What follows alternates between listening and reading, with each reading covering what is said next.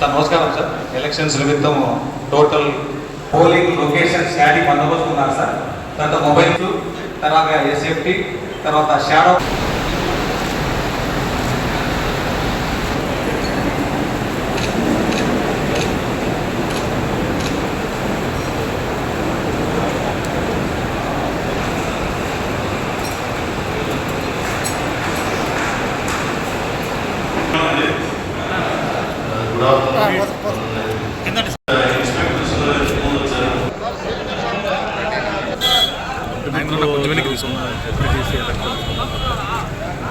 మనకి ఇక్కడ ఉన్న ల్యాండ్ ఆర్డర్ పరిస్థితి ప్రాపర్గా ఒక 700 మెంబర్స్ పోస్ట్ వరకు రిప్లేస్ చేయడం.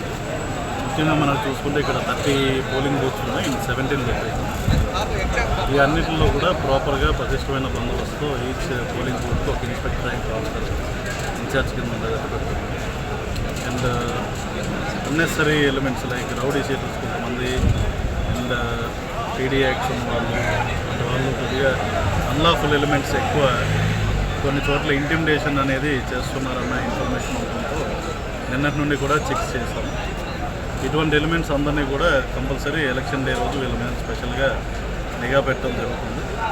అంతేకాకుండా ఎక్కడైనా సరే ఓటర్స్ ఇంటిమిడేషన్ పాల్పడ్డా హై హ్యాండెడ్గా బిహేవ్ చేసిన వాళ్ళ మీద చట్టపరంగా we'll take very severe action.